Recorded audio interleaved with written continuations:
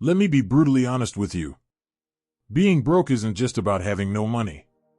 It's about waking up with anxiety in your chest, opening the fridge and seeing nothing but light, and pretending to the world that everything is fine when it's not.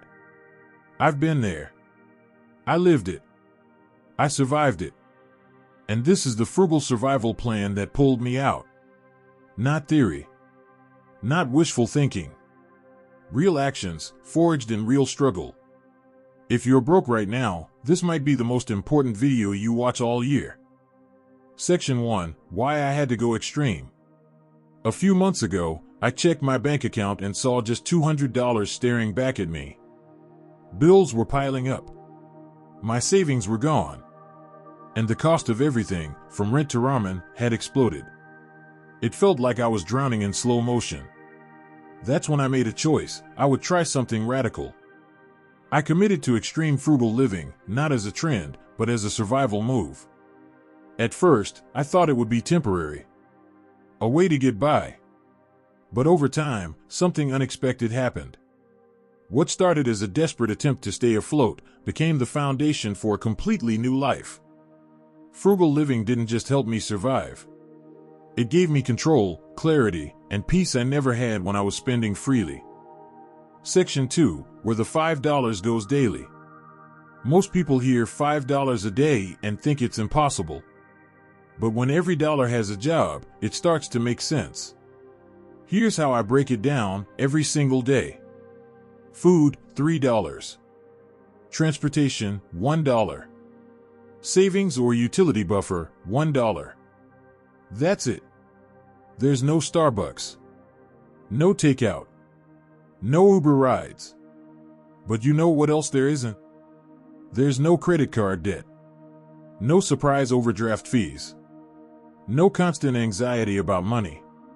When you strip it all down to the essentials, you realize most of what we think we need is just what we've gotten used to. Section 3. Food, eating well on pennies. The biggest challenge? Food. But instead of giving in to expensive takeout or junk, I had to rethink everything. Here's how I make it work. I buy in bulk, things like rice, beans, oats, and lentils. They're dirt cheap and last for weeks.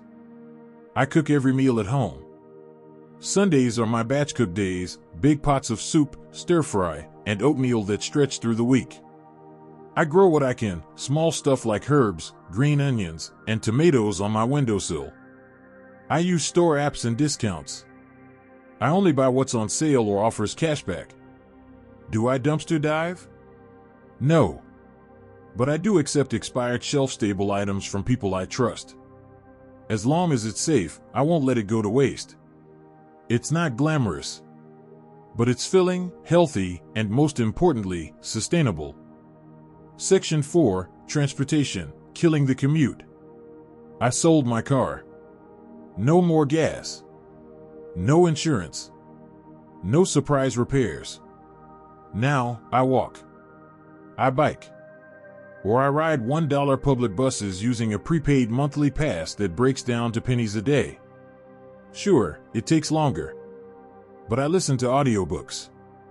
I plan my day. And I breathe a little deeper.